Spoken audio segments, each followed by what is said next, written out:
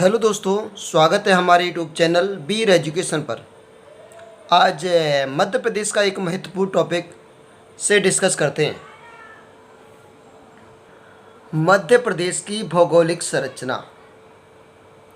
भौगोलिक संरचना इसमें डिस्कस करते हैं कि भौतिक संरचना की दृष्टि से भारत को प्रायद्वीपीय पठार का उत्तरी भाग मध्य प्रदेश में आता है। यानी कि प्रायद्वीपीय पठार जो है वो मध्य प्रदेश के उत्तरी भाग में आता है। किस भाग में? उत्तरी भाग। पूर्व की ओर छत्तीसगढ़ का मैदान, पश्चिम में राजस्थान और गुजरात, दक्षिण की सीमा पर ताप्ती नदी पर नदी घाटी और महाराष्ट्र की सीमा विस्तृत पठार है, और उत्तर में उत्तर प्रदेश की सीमा जो कि गंगा और यमुना के मैदान बनाती है। इस मैदान का आंशिक भाग मध्य प्रदेश की सीमा में आता है। भूवैज्ञानिक की दृष्टि से मध्य प्रदेश सर्वाधिक प्राचीन गोंडवाना लैंड का एक भाग है। ये इंपॉर्टेंट फैक्ट ध्यान रखना से। फिजियोग्राफी मैप ऑफ इंडिया में मध्य प्रदेश में निम्नलिखित क्षेत्रों में बांटा गया है। कौन कौन से क्षेत्र इसमें डिस्कस करते हैं? भौगोलिक दृष्टि से मध्य उच्च प्रदेश को 4-5 भागों में मध्य भारत का पठार, बुंदेलखंड का पठार, मालवा का पठार, रीवा पन्ना का पठार और नर्मदा घाटी। और क्या है? नर्मदा घाटी। दूसरा पार्ट है सतपुड़ा मेकाल श्रेणी। तीसरा पार्ट है पूर्वी पठार। पूर्वी पठार मध्य प्रदेश में पूर्व में स्थित होने के कारण से बघेलखंड का पठार है, पर पूर्वी पठार भी कहते हैं। अब देखो, थोड़ा मैप में डिस्कस कर लेते किस तरीके से। देखिएगा मैप में, मध्य भारत का पठार, बुंदेलखंड का पठार, रीवा पन्ना का पठार, मालवा का पठार और नर्मदा सोन घाटी। जी यहाँ से स्टार्ट और यहाँ तक नर्मदा सोन घाटी। जबकि एक दूसरा पार्ट इसका सतपुड़ा मेकाल पर्वत श्रेणी, और इधर है बघेलखंड का पठार जो कि पूर्व, इसे बोलते हैं पूर्व का पठार। इधर देखो, जैसे इधर राजस्थान है, गुजरात है, इधर महाराष्ट्र है, इधर तुम्हारा छत्तीसगढ़ है, और यहाँ उत्तर प्रदेश। यहाँ की कुछ सीमा आपकी बिहार से टच होती है। कहाँ से? बिहार से। मध्य उच्च प्रदेश नर्मदा सोन घाटी और अरावली, नर्मदा सोन घाटी और अरावली के बीच त्रिभुजाकार पठार मध्य उच्च प्रदेश के नाम से जाना जाता है। यानी कि त्रिभुज के आकार का इस पठार है, इसलिए मध्य उच्च प्रदेश को त्रिभुज का पठार भी कहते हैं। इसकी उत्तरी सीमा यमुना नदी पर बनाई गई है। यानी कि उत्तरी सीमा किस पर? यमुना नदी पर। इस प्रदेश से निकलने वाली नदियाँ जैसे चंबल है, कैन है, बेतवा है, उत्तर की ओर संपूर्ण मध्य उच्च भारत में बढ़ते हुए यमुना नदी में मिल जाती है। कहाँ पर मिल जाती है? यमुना नदी में। इसी कारण मध्य उच्च प्रदेश को गंगा के बेसिन का हिस्सा ही माना जाता है, क्योंकि यहाँ पर जो चंबल है, तुम्हारी कैन है, बेतवा है, और उत्तरी की ओर संपूर्ण मध्य उच्च प्रदेश में बहते हुए डायरेक्ट यमुना नदी में मिल जाती है। किसे मिल जाती है? यमुना। जब यमुना मिल जाती हैं तो इससे यहाँ डिस्कस पता चलता है कि मध्य उच्च प्रदेश का एक बेसिन का हिस्सा। अब देखो, इसमें बात कर लेते हैं मध्य पठार, मध्य भारत का पठार। मध्य भारत के पठार के बारे में डिस्कस करते हैं। यह पठार राजस्थान की उच्च भूमि, दक्षिण में मालवा का पठार, उत्तर में यमुना का मैदान, पूर्व में बुंदेलखंड की पहाड़ी से घिरा हुआ। इसका विस्तार भिंड, मुरैना, श्योपुर, शिवपुरी, ग्वालियर, गुना, नीमच, मंदसौर आदि जिले में होता है। जलोढ़ निक्षेपण के कारण चंबल की घाटी इसी का एक तरीके से पार्ट्स है। चंबल का यह प्रदेश 75 सेंटीमीटर से कम वर्षा होने के कारण उपाद्र कहते हैं। क्या कहते हैं? उपाद्र को मतलब हुआ कि यानी कि ऐसे एरिया जो समुद्र से दूर हैं, समुद्र से दूर है, वहाँ पर क्या होता है कि गर्मी में तो अधिक गर्मी पड़ेगी और सर्दी में अधिक सर्दी पड़ेगी, तो ऐसे क्षेत्र को बोलते हैं उपाद्र। ऐसे क्षेत्र को क्या कहते हैं? उपाद्र। उद्योग और धंधे, केला रस, डबरा, गुना में शक्कर कारखाना, ग्वालियर में बिस्कुट, चीनी मिट्टी के बर्तन, कृत्रिम रेशा, शिवपुरी, बानमोर कत्था, और इसमें कारखाना, बारमोर सीमेंट आदि इसके, और नीमच में एल्कोहल फैक्ट्री। तो देख लीजिए इसमें भी देखो, मैप में देखो किस तरीके से ये दिख रहा है, यानी कि इधर देखो राजस्थान और इधर तुम्हारा यानी कि बुंदेलखंड का पठार, इधर मालवा का पठार, तीनों ओर से घिरा हुआ है। नदी कौन कौन सी? चंबल, सिंधु, पार्वती, कुबेर और कुनो। दर्शन स्थल कौन से? ग्वालियर का दुर्ग, ग्वालियर में दुर्ग, गुजरी महल, हिंडोला महल, मोती महल, सास बहू का मंदिर, सरोदगढ़, तेली का मंदिर, तानसेन, मोहम्मद गौस का मकबरा। जो कि शिवपुरी में क्या है? माधव राष्ट्रीय उद्यान। शिवपुरी में कौन सा? माधव राष्ट्रीय उद्यान। बीएड की समस्या होने के कारण, यानी कि बीएड की समस्या कौन कौन से जिले? शिवपुर, भिंड और मुरैना। जल क्रांता, मृदा अपरदन की बहुत समस्या है यहाँ पर। अब इसके बात करते हैं बुंदेलखंड का पठार। किसका बात करते हैं? बुंदेलखंड का पठार। मध्य प्रदेश के मध्य उत्तरी भाग में विस्तृत, मध्य प्रदेश के मध्य और उत्तरी भाग में विस्तृत छतरपुर, टीकमगढ़, दतिया, शिवपुरी की पिछोर, शिवपुरी की पिछोर और करेरा तहसील, ग्वालियर की डबरा और भांडेर, और भिंड जिले की लाहौर तहसील, जो कि किसका हिस्सा है? एक बुंदेलखंड का एक हिस्सा है।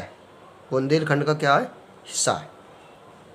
उत्तर प्रदेश के 5 जिले जालौन, झांसी, ललितपुर और हमीरपुर और बांदा।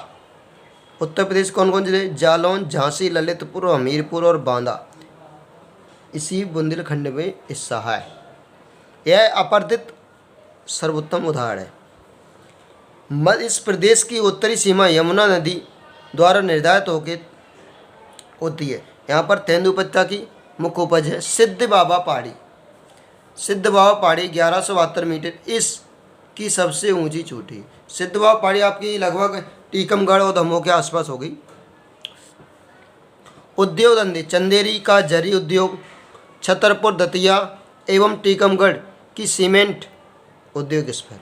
नदी कौन कौन सी? कैन, बेतवा और धसान। दर्शनीय स्थल क्या है? खजुराहो का चंदेल मंदिर, चंदेरी का किला, ओरछा बुंदेल राजाओं के लिए, दतिया का सतखंडा एवं पीतम्बरा पीठ, हवा महल, जौहर कुंड, खूनी दरवाजा और नौखंडा महल जी प्रमुख है। खजुराहो का चंदेल मंदिर, चंदेरी का किला, ओरछा में बुंदेल राजाओं, दतिया में सतखंडा, पीतम्बरा पीठ, हवा महल और खूनी दरवाजा और नौखंडा महल। कैन नदी का गगऊ जलाशय जगतपुर में, छतरपुर में, यह उत्तर में सर्वाधिक स्वामित्व है। अब देखो इसमें बुंदेलखंड का पठार, बुंदेलखंड के पठार से थोड़ा डिस्कस करते हैं मैप के माध्यम से। ये दिख रहा है तुम्हारा बुंदेलखंड का पठार, यहाँ इधर लार की तहसील, इसमें इधर से ऐसे होते हुए यहाँ पर से ये बुंदेलखंड का पठार।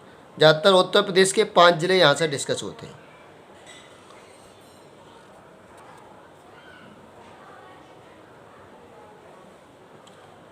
रीवा पन्ना का पठार, रीवा पन्ना पठार का दूसरा नाम क्या है?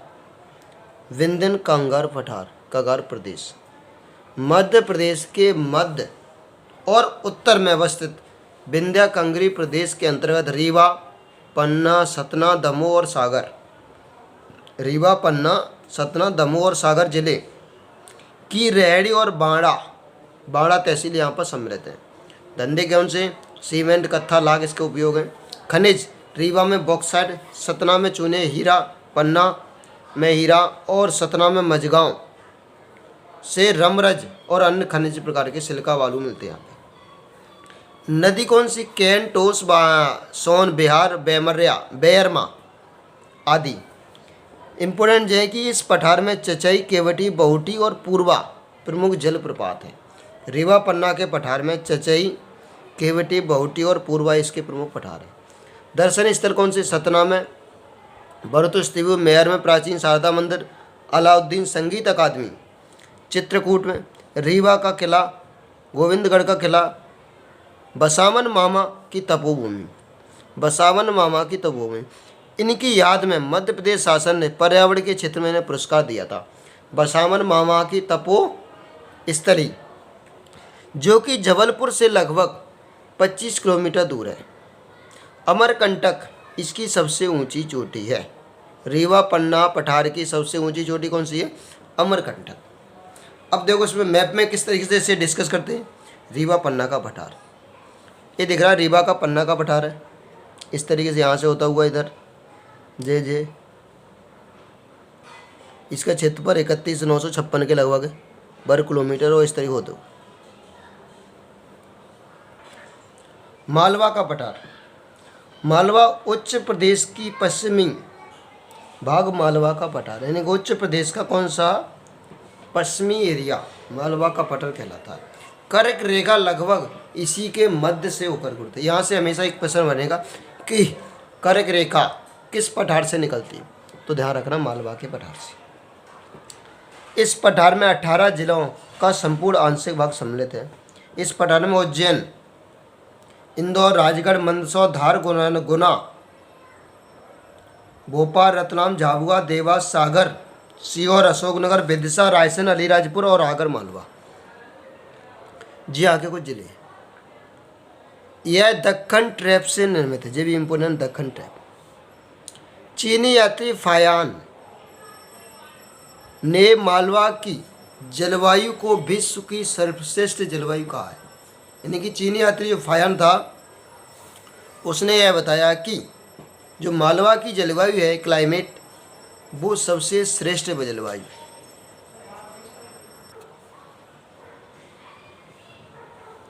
उद्योग धंधे, नागदा, कृत्रिम रेशा, रतलाम भेल और सूती वस्त्र का उपयोग। भोपाल में भेल, Pitampura automobiles, Dewas note press कारखाना, बीना में अंग सोदा तेल कारखाना। औद्योगिक क्षेत्र पीतमपुरा, मेघनगर, मंडीदीप, पीलूखेड़ी, गंज बसोदा और मक्सी और नागदा। नदी कौन सी? चंबल, काली सिंधी, सोनार, माही, छिप्रा पर्वत, काली सिंधी नदी। दर्शनीय स्थल सांची का उपस्पूत, विदिशा में उदयगिरी गुफा, भीम वेटिका और प्रगोस्तिक चित्रकला,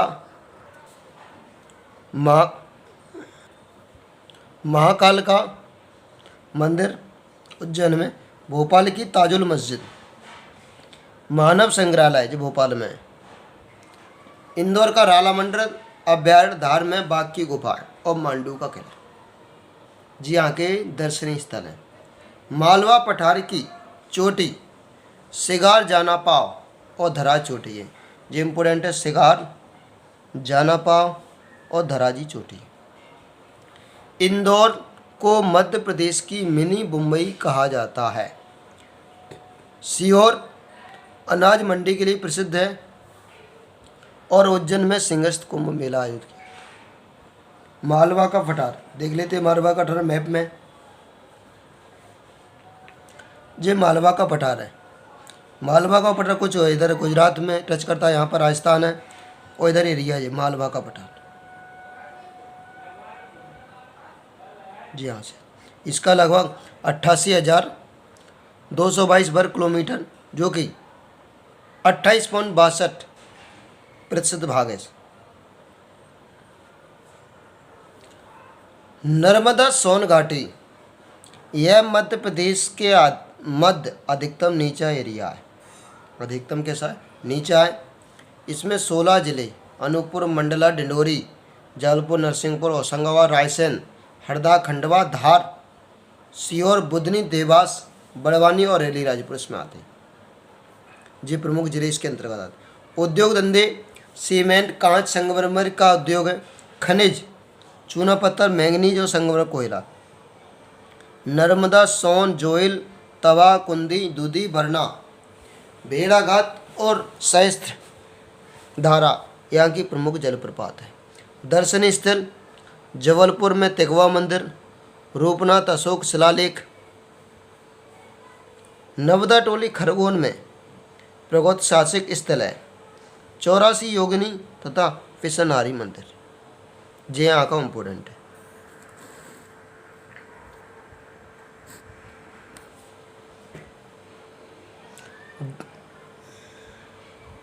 जबलपुर के निकट मदन महल गौड़ों की राजधानी थी। यानी कि जबलपुर के निकट कौन सा महल? मदन महल, जो किसकी राजधानी थी? गौड़ों की राजधानी थी। माहेश्वर महारानी अहिल्याबाई की राजधानी रहा है। नर्मदा घाटी सतपुड़ा और विंध्याचल के मध्य में स्थित है। देखिएगा मैप में, नर्मदा सोन घाटी लगभग 86,000 वर्ग किलोमीटर। नर्मदा सोन घाटी यहाँ से इधर से होते हुए गुजरात का इसका कुछ हिस्सा छूता और इधर राइट, यानी कि मध्य प्रदेश के बीचों बीच से थोड़ा नीचे टाइम में गुजरती, लेकिन टोटल मध्य प्रदेश पूरी यानी कि टोटल हिस्सा से गुजरते हुए निकलती। एक पॉइंट था नर्मदा सोन घाटी के लिए कि यह सतपुड़ा विंध्याचल चोटी यानी कि विंध्याचल पर्वतमाला और सतपुड़ा मेकाल पर्वत इनके मध्य से गुजरती है। इनके यानी कि यहाँ पर बीच में जो होती हुई जाती है। तो इसे ये इम्पोर्टेंट था, यानी कि यहाँ पर सतपुड़ा मेकाल श्रेणी इसमें बहुत सारी श्रेणियाँ हैं, मेकाल पर्वत, तो इसको आप ध्यान करें। इस टॉपिक को यहीं विराम करते हैं। नेक्स्ट टॉपिक सतपुड़ा श्रेणी और पूर्वी पठार अर्थात बघेलखंड के पठार के बारे में डिस्कस करेंगे। अगर हमारा वीडियो आपको अच्छा लगे लाइक शेयर एंड सब्सक्राइब जरूर करें, जिससे हम और अच्छे से अच्छा वीडियो अपलोड करते रहेंगे और आपको हमारी वीडियो से कुछ न कुछ हेल्प ज़रूर मिलेगी। जय हिंद, जय भारत।